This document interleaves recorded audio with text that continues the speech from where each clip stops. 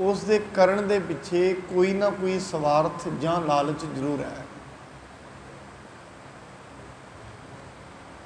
जदों ताईं किसी चीज़ के पिछे कोई लालच नहीं, मनुख के कदम उधर नूं नहीं तुरते।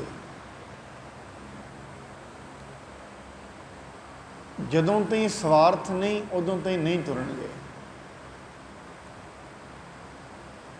इस करके जिस चीज़ दे विच मनुख का स्वार्थ ते लालच उन्होंने तकड़ा लगता है,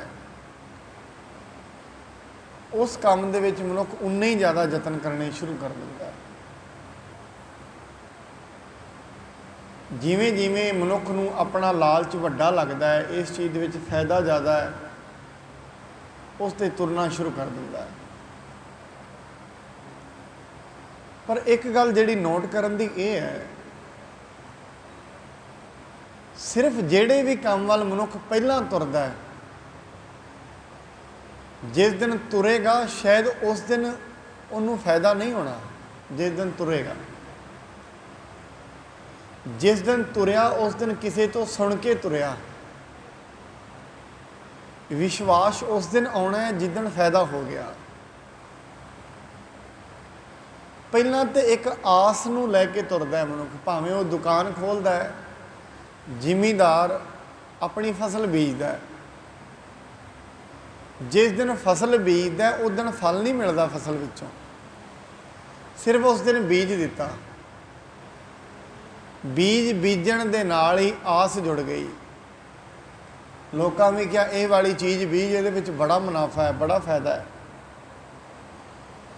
हुण उस नूं हजे फायदा होया नहीं, सिर्फ इसे आस विच मुनाफा होएगा, फायदा होएगा, तुर पिया। जिस दिन तुरया, एक दिन बीज बीजिया, अंत नूं फायदा भी हो गया। शुरुआत इत्थों है, जिहड़ी चीज़ दे लई असीं तुर रहे हैं, जिस चीज़ नूं प्राप्त करना चाहुंदे हैं, उस दे बारे मनुख नूं पता किन्ना क है, उहदे तो मिलेगा कि, उस दे विच उहदा स्वार्थ की होएगा, ये पता होना चाहिए है। ये विहारक गल भी है, दुनिया की गल भी है। जदों तक मनुख नूं ये ज्ञान ही नहीं होएगा, जो मैं काम कर रहा दे विचों मैनूं की मिलेगा, मनुख तुरेगा ही नहीं उधर। इस करके ना गुरबाणी विच महाराज ने यह दस्सिया है, अगर कोई मनुख परमात्मा का नाम जपदा है, उन्होंने की मिलता है।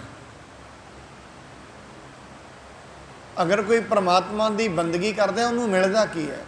भावें मैं ये गल नहीं कह रहा उहदे विच असीं स्वार्थ रखना है, पर किसी भी मार्ग ते तरांगे स्वार्थ ते, जे मार्ग ते तुरे मंजिल ते तय होएगी ना, फिर उस दे रस्ते दे विच जो जो भी चीज़ां आउंदियां ने, वो सानूं मिलणगियां जरूर।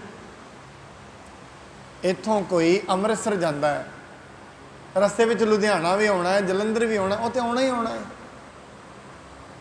वो सानू कहण दी लोड़ नहीं भी आ जा, वो आना ही आना है। इवें जदों मनुख बीज बीजदा है, उन्होंने कहण दी लोड़ नहीं मैनूं कोई मुनाफा होए, बीज बीजेगा उगेगा भी, उन्होंने कोई ना कोई तो मिलना ही है। इवें परमात्मा के राह ते मनुख तुरदा है, उन्होंने जिहड़ियां परमात्मा के राह के मार्ग दे विच जो जो चीज़ां आउंदियां ने, उन्होंने मिलणियां ही मिलणियां ने। फिर मनुख महाराज ये दसते ने, उस दे राह ते तुरिया मनुख नूं मिलेगा की। सुखमणी साहब की बाणी में गुरु अर्जन साहब जी दसते हैं, वो कहते हैं खेम शांत रिद नवनिध, बुद्ध ज्ञान सर्ब तह सिद्ध। पहली गल वो कहते हैं खेम शांत, रिद नवनिध, 9 खजाने रिद्धियां, जो भी दैवी गुण होंदे ने वो सारे उहदी सूरत दे विच उहनूं समझ में आ जाते हैं, उसनूं मिलने शुरू हो जाते हैं। जिमें जिमें वो जपदा उन्होंने मिलने शुरू हो जाते हैं। खेम शांत रिद नवनिध, बुद्ध ज्ञान सर्ब तह सिद्ध। उसकी जिहड़ी मत हुंदी है उजली हो जाती है। बुद्ध ज्ञान सर्ब तह सिद्ध। ਸਾਰੀਆਂ ਸਿੱਧੀਆਂ ਉਸ ਨੂੰ ਮਿਲ ਜਾਂਦੀਆਂ ਨੇ। ਵਿਦਿਆ ਤਪ ਜੋਗ ਪ੍ਰਭ ਧਿਆਨ, ਗਿਆਨ ਸ੍ਰੇਸ਼ਟ ਉੱਤਮ ਇਸਨਾਨ। ਹੋਰ ਕੀ ਮਿਲਦਾ ਹੈ? ਵਿਦਿਆ। ਵਿਦਿਆ ਦਾ ਮਤਲਬ ਗਿਆਨ। ਮੈਂ ਸ਼ਾਇਦ ਅੱਗੇ ਵੀ ਇੱਕ ਦਿਨ ਬੇਨਤੀ ਕੀਤੀ ਹੈ, ਰਵਿਦਾਸ ਜੀ ਕਿਸੇ ਯੂਨੀਵਰਸਿਟੀ 'ਚ ਜਾ ਕੇ ਨਹੀਂ ਪੜ੍ਹੇ, ਕਿਸੇ ਸਕੂਲ ਵਿੱਚ ਨਹੀਂ ਉਹ ਪੜ੍ਹੇ, ਪਰ ਵੱਡੇ ਵੱਡੇ ਪੜ੍ਹੇ ਲਿਖੇ ਲੋਕ ਉਹਨਾਂ ਨੂੰ ਨਮਸਕਾਰਾਂ ਕਰਦੇ ਸਨ। ਕਾਰਨ ਕੀ ਹੈ? ਕਿਉਂਕਿ ਉਹਨਾਂ ਨੂੰ ਤੱਤ ਦੀ ਸਮਝ ਆ ਗਈ, ਜੁੰਦੀਆਂ ਦਾ ਤੱਤ ਕੀ ਹੈ। ਉਦੋਂ ਤੇ ਹੀ ਪੜ੍ਹਿਆ ਲਿਖਿਆ ਵਿਅਰਥ ਹੋ ਜਾਂਦਾ ਹੈ, ਭਾਵੇਂ ਧਰਮ ਦੀਆਂ ਕਿੰਨੀਆਂ ਪੁਸਤਕਾਂ ਪੜ੍ਹੀਆਂ ਹੋਣ, ਅਗਰ ਉਸ ਦੇ ਵਿੱਚੋਂ ਤੱਤ ਸਾਰ ਸਮਝ ਨਹੀਂ ਨਾ ਆਇਆ, ਪੜ੍ਹਿਆ ਵਿਅਰਥ ਚਲਾ ਜਾਂਦਾ ਹੈ। ਤੱਤ ਸਮਝ ਆਉਣਾ ਬਹੁਤ ਜ਼ਰੂਰੀ ਹੈ। ਇਸ ਕਰਕੇ ਇਹ ਜ਼ਰੂਰੀ ਹੋ ਸਕਦਾ ਹੈ ਜਦੋਂ ਮਨੁੱਖ ਪੜ੍ਹਦਾ ਹੈ, ਧਰਮ ਦੀ ਗੱਲਾਂ ਕਰਦਾ ਹੈ, ਚਿੰਤਨ ਕਰਦਾ ਹੈ, ਕਿਤਾਬਾਂ ਪੜ੍ਹਦਾ ਹੈ, ਗੀਤਾ ਪੜ੍ਹੇ, ਕੁਰਾਨ ਪੜ੍ਹੇ, ਬਾਈਬਲ ਪੜ੍ਹੇ, ਮਹਾਰਾਜ ਦੀ ਬਾਣੀ ਪੜ੍ਹੇ। ਇਹਨਾਂ ਚੀਜ਼ਾਂ ਨੂੰ ਪੜ੍ਹ ਕੇ ਇਹਨਾਂ ਦੇ ਅਰਥ ਤੇ ਕੱਢੇ ਜਾ ਸਕਦੇ ਨੇ, ਪਰ ਇਹ ਜ਼ਰੂਰੀ ਨਹੀਂ ਜਿਹੜੇ ਅਰਥ ਮਨੁੱਖ ਸੁਣਾ ਰਿਹਾ ਹੈ ਉਹ ਅਰਥ ਉਸ ਦੀ ਜ਼ਿੰਦਗੀ ਵਿੱਚ ਵੀ ਹੋਣ।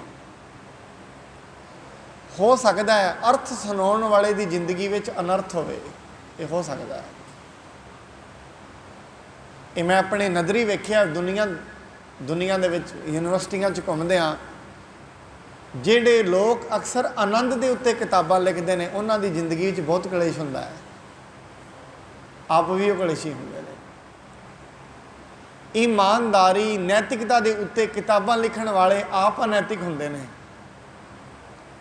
ਫਿਰ ਆਪ ਕਹੋਗੇ ਉਹ ਕਿਤਾਬ ਕਿਵੇਂ ਲਿਖ ਸਕੇ? ਕਿਤਾਬ ਲਿਖਣਾ ਬੁੱਧੀ ਦਾ ਖੇਲ ਹੈ। ਪਰਮਾਤਮਾ ਬੁੱਧ ਤੋਂ ਪਰੇ ਹੈ, ਮਨ ਤੋਂ ਪਰੇ ਹੈ। ਇਸ ਨੂੰ ਅਸੀਂ ਇਵੇਂ ਬਿਆਨ ਕਰ ਸਕਦੇ ਹਾਂ। ਪਹਿਲੀ ਇੱਕ ਚੀਜ਼ ਹੁੰਦੀ ਹੈ ਸਰੀਰਕ, ਆ ਜਿਹੜਾ ਅਸੀਂ ਢਾਂਚਾ ਵੇਖਦੇ ਹਾਂ। ਇਸ ਤੋਂ ਅੱਗੇ ਹੁੰਦਾ ਹੈ ਮਨ, ਜਿੱਥੇ ਵਿਚਾਰ ਹੁੰਦੀ ਹੈ ਸਾਰੀ ਦਿਨ ਦੇ ਵਿੱਚ ਜੋ ਵੀ ਵੇਖਿਆ, ਚੰਗਾ ਕਰਨਾ ਹੈ, ਤੁਰਨਾ ਹੈ ਕਿ ਨਹੀਂ ਤੁਰਨਾ, ਮਾੜਾ ਕੀ ਹੈ, ਚੰਗਾ ਕੀ, ਸਾਡੇ ਅੰਦਰ ਉਹ ਫੀਡ ਹੈ ਪਹਿਲਾਂ ਹੀ, ਆਟੋਮੈਟਿਕ ਹੀ ਉਹ ਵਿਚਾਰ ਹੁੰਦੀ ਰਹਿੰਦੀ ਹੈ। ਇਹ ਮਨ ਦਾ ਤਲ ਹੈ, ਮਾਨਸਿਕ ਤਲ। ਇੱਥੇ ਵਿਗਿਆਨੀ ਖੜਾ ਹੁੰਦਾ ਹੈ, ਇੱਥੇ ਹੀ ਸਮਾਜਿਕਵਾਦ ਵਾਲੇ ਖੜੇ ਹੁੰਦੇ ਨੇ। ਇਸ ਦਿਮਾਗ ਦੇ ਤਲ ਤੇ ਬੁੱਧੀਜੀਵੀ ਖੜੇ ਹੁੰਦੇ ਨੇ। ਫਿਰ ਇਸ ਤੋਂ ਤੀਜਾ ਤਲ ਹੈ, ਉਹਨੂੰ ਕਹਿੰਦੇ ਨੇ ਆਤਮਾ ਦਾ ਤਲ। ਪ੍ਰਕਾਸ਼ਮਈ ਅਵਸਥਾ, ਗਿਆਨ ਦੀ ਅਵਸਥਾ, ਜਾਗਰਿਤ ਅਵਸਥਾ। ਉਹ ਜਿਹੜਾ ਤਲ ਹੈ ਉੱਥੇ ਜਾ ਕੇ ਆਨੰਦ ਹੈ, ਉੱਥੇ ਜਾ ਕੇ ਉਪਜ ਹੈ, ਪ੍ਰਕਾਸ਼ ਹੈ, ਗਿਆਨ ਹੈ, ਜੋ ਵੀ ਅਸੀਂ ਉਹਨੂੰ ਕਹਿ ਸਕਦੇ ਹਾਂ। ਨਾਮ ਸਾਡੇ ਹੀ ਦਿੱਤੇ ਹੋਏ ਨੇ। ਹਰੇਕ ਮਨੁੱਖ ਨੇ ਜਿੰਨੀ ਜਿਹਦੀ ਖੋਜ ਹੁੰਦੀ ਹੈ ਉਨੇ ਉਹਨਾਂ ਨੂੰ ਦੱਸ ਦਿੰਦਾ ਹੈ। ਹਰੇਕ ਮਨੁੱਖ ਦੀ ਆਪਣੀ ਖੋਜ ਹੈ। ਇਸ ਕਰਕੇ ਕੋਈ ਵੀ ਸਿਧਾਂਤ ਨਹੀਂ ਹੁੰਦਾ। ਮੰਨ ਲਓ ਕੋਈ ਗੱਲ ਮੈਂ ਕਹਿ ਰਿਹਾ ਹਾਂ, ਕੋਈ ਦੂਜਾ ਕਹਿ ਰਿਹਾ। ਜੋ ਗੱਲ ਗੁਰੂ ਨਾਨਕ ਨੇ ਕਹੀ ਹੈ ਉਹ ਗੱਲ ਸਾਡੀ ਤਾਂ ਬਣ ਸਕਦੀ ਹੈ ਜੇ ਸੁਰਤ ਉੱਥੋਂ ਤਾਈਂ ਪਹੁੰਚ ਜਾਏਗੀ। ਉਸ ਤੋਂ ਪਹਿਲਾਂ ਉਹ ਸਿਧਾਂਤ ਗੁਰੂ ਨਾਨਕ ਜੀ ਲਈ ਤਾਂ ਸੱਚਾ ਹੈ, ਸਾਡੇ ਲਈ ਸੱਚਾ ਨਹੀਂ ਹੋਏਗਾ। ਉਹ ਸਾਡਾ ਅਨੁਭਵ ਹੀ ਨਹੀਂ ਹੈ ਉਹਨਾਂ। ਇਸ ਕਰਕੇ ਕੋਈ ਵੀ ਚੀਜ਼ ਦੀ ਆਰੰਭਤਾ ਅਸੀਂ ਕਰਦੇ ਹਾਂ, ਉਸ ਦੇ ਪਿੱਛੇ ਸਾਡਾ ਕੋਈ ਨਾ ਕੋਈ ਲੋਭ ਲੱਗਿਆ। ਸਾਨੂੰ ਪਤਾ ਹੁੰਦਾ ਹੈ ਵੀ ਇਸ ਚੀਜ਼ ਦੇ ਵਿੱਚ ਫਲਾਣੇ ਨੂੰ ਫਾਇਦਾ ਹੋ ਗਿਆ, ਸਾਨੂੰ ਪਤਾ ਹੁੰਦਾ ਨਾ। ਆਹ ਬਿਜ਼ਨਸ ਅਸੀਂ ਫਿਰ ਜਦੋਂ ਕੋਈ ਵੀ ਚੀਜ਼ ਆਰੰਭ ਕਰਦੇ ਹਾਂ ਨਾ, ਜਿਹੜਾ ਸਾਨੂੰ ਆਰੰਭ ਕਰਵਾਏਗਾ ਉਹ ਪਹਿਲਾਂ ਪਤਾ ਕੀ ਦੱਸਦਾ ਹੈ, ਤੂੰ ਆਹ ਚੀਜ਼ ਖੋਲ੍ਹ ਲੈ, ਵੇਖ ਲਾ ਫਲਾਣੇ ਸ਼ਹਿਰ ਦੇ ਵਿੱਚ ਉਹਨੇ ਆਹ ਕੰਮ ਕੀਤਾ ਸੀ, ਉਹਦੇ ਵਿੱਚ ਇੰਨਾ ਫਾਇਦਾ ਹੋਇਆ, ਆਹ ਚੀਜ਼ ਲੈ ਲਈ। ਕਿਵੇਂ ਦੱਸਦਾ ਅਗਲੇ ਨੂੰ ਪੂਰਾ, ਠੀਕ ਆ, ਤੂੰ ਆਹ ਵਾਲਾ ਕੰਮ ਕਰ ਲੈ, ਉਹਦੇ ਵਿੱਚ ਆਹ ਫਾਇਦਾ ਹੈ। ਕਿੰਨੇ ਉਹਨੂੰ ਦ੍ਰਿਸ਼ਟਾਂਤ ਦਿੰਦਾ ਹੈ। ਇਵੇਂ ਫਿਰ ਜਿਹੜੇ ਭਗਤ ਨੇ ਨਾ ਉਹ ਦ੍ਰਿਸ਼ਟਾਂਤ ਦਿੰਦੇ, ਤੂੰ ਪਰਮਾਤਮਾ ਦਾ ਨਾਮ ਜਪ, ਤੈਨੂੰ ਦਰਗਾਹ ਵਿੱਚ ਬੜਾ ਮਾਣ ਮਿਲੇਗਾ, ਮਤ ਉਜਲੀ ਹੋ ਜਾਏਗੀ। ਚਾਰ ਪਦਾਰਥ ਕਮਲ ਪ੍ਰਗਾਸ, ਸਭ ਕੈ ਮਦ ਸਗਲ ਤੇ ਉਦਾਸ। ਮਹਾਰਾਜ ਕਹਿੰਦੇ ਜੇ ਪਰਮਾਤਮਾ ਦੇ ਨਾਮ ਦੇ ਵਿੱਚ ਜੁੜੇਗਾ ਇਹ ਚੀਜ਼ਾਂ ਮਿਲ ਜਾਣਗੀਆਂ। ਵਿਦਿਆ ਗਿਆਨ ਪ੍ਰਗਟ ਹੋ ਜਾਏਗਾ ਆਪਣੇ ਅੰਦਰ। ਔਰ ਕਦੇ ਵੀ ਸਾਧ ਸੰਗਤ ਗਿਆਨ ਪੜ੍ਹਨ ਦੀ ਲੋੜ ਨਹੀਂ। ਪੜ੍ਹਿਆ ਹੋਇਆ ਗਿਆਨ ਯਾਦ ਨਹੀਂ ਰਹਿੰਦਾ। ਗਿਆਨ ਉਹ ਯਾਦ ਰਹਿੰਦਾ ਹੈ ਜਿਹੜਾ ਸਮਝ ਲਿਆ ਹੈ। ਪੜ੍ਹਿਆ ਹੋਇਆ ਕਿੱਥੋਂ ਤੇ ਯਾਦ? ਗਿਆਨ ਉਹ ਯਾਦ ਰਹਿਣਾ ਜਿਹੜਾ ਮੰਨ ਲਿਆ, ਪੜ੍ਹਿਆ ਹੋਇਆ ਨਹੀਂ ਯਾਦ ਰਹਿਣਾ। ਇਸ ਕਰਕੇ ਜਦੋਂ ਅਸੀਂ ਪੜ੍ਹਦੇ ਹਾਂ, ਜੋ ਅਸੀਂ ਸੁਣਦੇ ਹਾਂ, ਤਾਂ ਹੀ ਕਰਕੇ ਉਹਨੂੰ ਕਿਹਾ ਜਾਂਦਾ ਉਹਨੂੰ ਵਿਚਾਰਨਾ ਚਾਹੀਦਾ ਹੈ। ਫਿਰ ਵਿਚਾਰ ਕੇ ਉੱਤੇ ਤੁਰਨਾ ਚਾਹੀਦਾ, ਤਾਂ ਜੋ ਸੁਣਿਆ ਉਹ ਸਾਡਾ ਗਿਆਨ ਬਣ ਸਕੇ। ਇਸ ਕਰਕੇ ਜਾਣਕਾਰੀ ਵਾਲੇ ਬੜੇ ਲੋਕ ਹੁੰਦੇ ਨੇ ਜਿਨ੍ਹਾਂ ਨੂੰ ਪਤਾ ਹੁੰਦਾ ਪਹਿਲਾ ਪਦ ਕੀ ਹੈ, ਦੂਜਾ ਪਦ ਕੀ ਹੈ, ਤੀਜਾ ਕੀ ਹੈ, ਚੌਥਾ ਕੀ ਹੈ, ਮਾਇਆ ਕੀ ਹੈ, 3 ਗੁਣ ਕੀ ਨੇ, ਸਾਰੀ ਜਾਣਕਾਰੀ ਹੈ।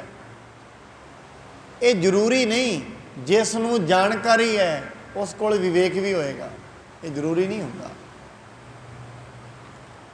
ਜਾਣਕਾਰੀ ਪ੍ਰਾਪਤ ਕਰ ਲੈਣੀ, ਜਿਵੇਂ ਇੱਥੋਂ ਕੋਈ ਬੈਠ ਕੇ ਅਮਰੀਕਾ ਦੇ ਬਾਰੇ ਕਿਤਾਬਾਂ ਪੜ੍ਹੇ, ਅਮਰੀਕਾ ਵਿੱਚ ਆਹ ਕੁਛ ਹੈ, ਆਹ ਕੁਛ ਹੈ, ਕਿਤਾਬਾਂ ਪੂਰੀਆਂ ਬਹੁਤ ਸਾਰੀਆਂ ਕਿਤਾਬਾਂ ਨੇ, ਸਾਰੀਆਂ ਪੜ੍ਹ ਲਵੇ, ਗਏ ਕਦੀ ਹੈ ਵੀ ਨਾ। ਫਿਰ ਜਦੋਂ ਅਸੀਂ ਉਹਦੇ ਤੋਂ ਕਿਤਾਬਾਂ ਦੀ ਗੱਲ ਸੁਣਾਂਗੇ ਨਾ ਅਮਰੀਕਾ ਦੀ, ਸਾਨੂੰ ਐਵੇਂ ਲੱਗੇਗਾ ਵੀ ਇਹ ਲੱਗਦਾ ਜ਼ਰੂਰ ਜਾ ਕੇ ਆਇਆ ਹੋਏਗਾ।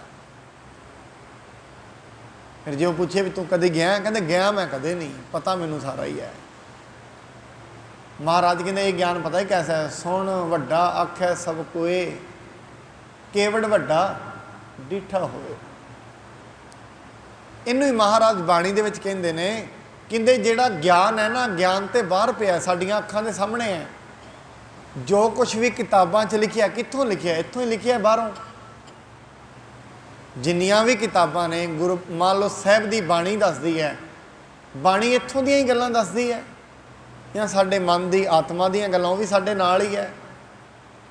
ਪਰਮਾਤਮਾ ਦੀਆਂ ਗੱਲਾਂ ਦੱਸਦੀ, ਉਹ ਵੀ ਸਾਡੇ ਨਾਲ ਹੀ ਹੈ। ਪਰਮਾਤਮਾ ਕਿਹੜਾ ਸਾਡੇ ਤੋਂ ਬਾਹਰ ਹੈ? ਅਸੀਂ ਪਰਮਾਤਮਾ ਦੇ ਵਿੱਚ ਹੀ ਜਿਉ ਰਹੇ ਹਾਂ। ਜਿੰਨੇ ਆਪ ਜੀ ਬੈਠੇ ਹੋ ਸਾਰਿਆਂ ਕੋਲ ਹੀ ਪਰਮਾਤਮਾ ਹੈ,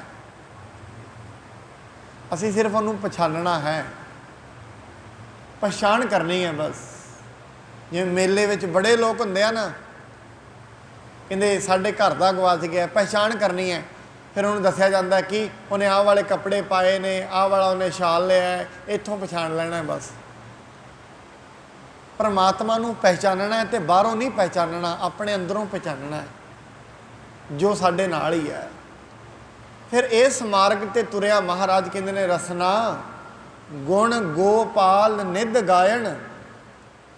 ਮਹਾਰਾਜ ਚਲੋ ਗੁਣ ਗਾ ਲਏ, ਫਿਰ ਕੀ ਮਿਲੇਗਾ? ਸ਼ਾਂਤ ਸਹਿਜ ਰਹਸ ਮਨ ਉਪਜਿਓ ਸਗਲੇ ਦੁਖ ਪਲਾਇਣ। ਅਗਰ ਰਸਨਾ ਗੋਪਾਲ ਦੇ, ਗੋਪਾਲ ਮਤਲਬ ਧਰਤੀ ਨੂੰ ਪਾਲਣ ਵਾਲਾ ਪਰਮਾਤਮਾ, ਗੋਕਿੰਦ ਧਰਤੀ ਨੂੰ, ਜੋ ਧਰਤੀ ਨੂੰ ਪਾਲਣ ਵਾਲਾ ਪਰਮਾਤਮਾ ਹੈ, ਅਗਰ ਉਹਦੇ ਗੁਣ ਗਾਏ ਜਾਣ, ਕੀ ਮਿਲੇਗਾ? ਸ਼ਾਂਤੀ ਸਹਿਜਤਾ, ਡੋਲੇਗਾ ਨਹੀਂ ਮਨੁੱਖ, ਦੁੱਖ ਵਿੱਚ ਦੁਖੀ ਨਹੀਂ ਹੋਏਗਾ, ਸੁੱਖ ਵਿੱਚ ਸੁਖੀ ਨਹੀਂ ਹੋਏਗਾ। ਰਹੱਸ, ਜਦੋਂ ਹੀ ਦੁਨੀਆ ਨੂੰ ਵੇਖੇਗਾ, ਦੁਨੀਆ ਵੇਖਣ ਦੀ ਦ੍ਰਿਸ਼ਟੀ ਬਦਲ ਜਾਏਗੀ। ਫਿਰ ਯਾਦ ਰੱਖਣਾ, ਮਨੁੱਖ ਸੂਰਜ ਨੂੰ ਵੇਖ ਕੇ ਵੀ ਖੁਸ਼ ਹੁੰਦਾ ਰਹਿੰਦਾ ਹੈ। ਫੁੱਲ ਖਿੜੇ ਹੋਣ ਨਾ ਰਾਹ ਵਿੱਚ, ਉਹਨਾਂ ਨੂੰ ਵੇਖ ਵੇਖ ਕੇ ਖੁਸ਼ ਹੋ ਜਾਏਗਾ। ਜੰਤੂ ਤੁਰੇ ਫਿਰਦੇ ਨੇ, ਕਮਾਲ ਹੋ ਜਾਏਗੀ, ਵੇਖ ਵੇਖ ਕੇ ਆਨੰਦ ਲਏਗਾ, ਕੈਸੀ ਹੈ ਦੁਨੀਆ, ਕਿਉਂ? ਉਹਨੂੰ ਜ਼ਿੰਦਗੀ ਜਿਉਣੀ ਆ ਜਾਏਗੀ, ਆਪਣੀ ਜ਼ਿੰਦਗੀ ਵਿੱਚ ਪੂਰੇ ਆਨੰਦ ਵਿੱਚ ਜੀਏਗਾ। ਹਜੇ ਤੇ ਮਨੁੱਖ ਰਸਾਂ ਵਿੱਚ ਜੀ ਰਿਹਾ। ਮੈਂ ਬੜੀ ਵਾਰੀ ਬੇਨਤੀ ਕਰਦਾ ਨਾ, ਦੁਨੀਆ ਦੇ ਜਿੰਨੇ ਵੀ ਪੀਣ ਵਾਲੇ ਪਦਾਰਥ ਨੇ ਨਾ, ਉਹਨਾਂ ਦੇ ਪੀਣ ਵਿੱਚ ਸਵਾਦ ਸਿਰਫ ਮਿੱਠੇ ਦਾ ਹੈ, ਤੇ ਦੁਨੀਆ ਦੇ ਜਿੰਨੇ ਵੀ ਖਾਣ ਵਾਲੇ ਪਦਾਰਥ ਨੇ ਉਹਨਾਂ ਵਿੱਚ ਸਵਾਦ ਨੂਣ ਤੇ ਮਿਰਚ ਦਾ ਹੈ ਬਸ। ਹੋਰ ਕੋਈ ਚੀਜ਼ ਸਵਾਦ ਤੇ ਖਰਾਬ ਨਹੀਂ ਹੁੰਦੀ। ਆਪਾਂ ਕੋਈ ਵੀ ਸਬਜ਼ੀ ਖਾ ਰਹੇ ਹਾਂ, ਜੇ ਉਹਦੇ ਵਿੱਚ ਨਮਕ ਮਿਰਚ ਦਾ ਕੰਬੀਨੇਸ਼ਨ ਠੀਕ ਨਾ ਹੋਏ, ਇਹ ਕੀ ਬਣਾਇਆ? ਸਬਜ਼ੀ ਬਣਾਈ ਹੈ, ਬਣਾਈ ਵੀ ਨਵੀਂ ਹੈ, ਨਹੀਂ ਨਮਕ ਮਿਰਚ ਠੀਕ ਨਹੀਂ। ਫਿਰ ਮਨੁੱਖ ਦੀ ਜੀਭ ਨੂੰ ਸਵਾਦ ਨਮਕ ਤੇ ਮਿਰਚ ਦਾ ਹੈ ਬਸ। ਇਹ 20 ਸਾਲ ਭੋਗ ਲਓ, 40 ਸਾਲ ਖਾ ਲਓ, 50 ਖਾ ਲਓ, 70 ਖਾ ਲਓ, ਆ ਵੱਖ-ਵੱਖ ਸਬਜ਼ੀਆਂ 'ਚ ਖਾ ਲਓ, ਇੱਥੋਂ ਵਾਲੀਆਂ ਖਾ ਲਓ, ਇੰਗਲੈਂਡ ਤੋਂ ਮੰਗਾ ਕੇ ਖਾ ਲਓ, ਪਾਉਣਾ ਉਹਦੇ ਵਿੱਚ ਨਮਕ ਮਿਰਚ ਹੀ ਪੈਣਾ, ਨਿਮਕ ਮਿਰਚ ਉਹਦੇ ਵਿੱਚ ਪਾਉਣਾ ਹੀ ਪੈਣਾ, ਭਾਵੇਂ ਅਮਰੀਕਾ ਤੋਂ ਲਿਆ ਕੇ ਖਾ ਲਓ। ਸਵਾਦ ਇਹੀ ਹੈ। 20 ਸਾਲ ਬਾਅਦ ਵੀ ਇਹੀ ਰਹਿਣਾ, 30 ਸਾਲ ਬਾਅਦ ਵੀ ਇਹੀ ਰਹਿਣਾ। 80 ਸਾਲਾਂ ਬਾਅਦ ਜਾ ਕੇ ਕਹਿੰਦੇ ਜੀਭ ਦੇ ਤੰਤੂ ਕਮਜ਼ੋਰ ਹੋ ਜਾਂਦੇ ਨੇ, ਫਿਰ ਉਹਨੂੰ ਸਵਾਦ ਲੱਗਣਾ ਵੀ ਬੰਦ ਹੋ ਜਾਂਦਾ। ਹੁਣ ਮੈਨੂੰ ਸਵਾਦ ਵੀ ਨਹੀਂ ਲੱਗਦਾ। ਇਸ ਕਰਕੇ ਨਾ ਪਰਮਾਤਮਾ ਦੇ ਮਾਰਗ ਤੇ ਤੁਰਿਆ ਸ਼ਾਂਤੀ ਹੁੰਦੀ ਹੈ, ਆਨੰਦ ਆਉਂਦਾ ਹੈ, ਰਹੱਸ ਆਉਂਦਾ ਹੈ, ਦੁੱਖ ਦੂਰ ਹੋ ਜਾਂਦੇ ਨੇ। ਕਿਸੇ ਦੀ ਬੇਗਾਨੀ ਈਰਖਾ ਰਹਿੰਦੀ ਨਹੀਂ ਮਨ ਵਿੱਚ। ਕਹਿਣਾ ਛੱਡ ਮਾਲਾ, ਮੈਂ ਇਹ ਤੋਂ ਕੀ ਲੈਣਾ, ਇਹਦੇ ਆਪਣੇ ਕਰਮ ਨੇ, ਮੇਰੇ ਆਪਣੇ ਨੇ। ਜੋ ਮਾੜਾ ਕਰ ਰਿਹਾ ਉਹਨੂੰ ਭੋਗਣਾ ਪੈਣਾ। ਇੱਥੇ ਛੱਡਣ, ਰੱਬ ਛੱਡਣ ਲੱਗਿਆ ਕਿਸੇ ਨੂੰ? ਇੱਥੇ ਜੋ ਜਿਹਨੇ ਕਰਨਾ ਹੈ ਉਹਨੂੰ ਭੁਗਤਾਨ ਦੇਣਾ ਹੀ ਪੈਣਾ ਹੈ। ਇਸ ਕਰਕੇ ਚਿੰਤਾ ਲੈਣ ਦੀ ਲੋੜ ਨਹੀਂ ਹੈ। ਆਪਾਂ ਵੀ ਕਰਨਾ, ਜਿਹਨੇ ਵੀ ਕਰਨਾ ਉਹਨੇ ਭੁਗਤਣਾ ਹੈ।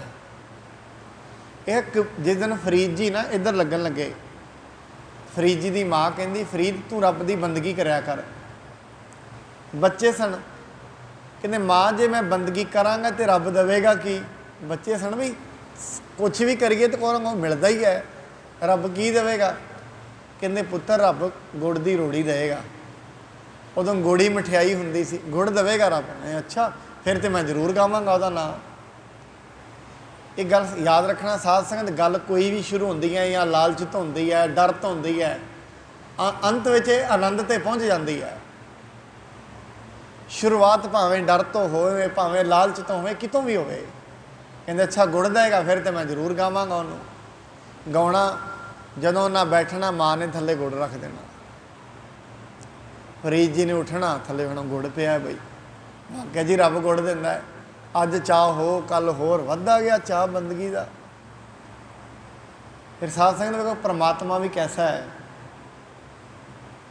ਇੱਕ ਦਿਨ ਮਾਂ ਰੱਖਣਾ ਭੁੱਲ ਗਈ। ਇਤਿਹਾਸ ਦੱਸਦਾ ਪਰਮਾਤਮਾ ਆਪ ਰੱਖਿਆ ਗੁੜ।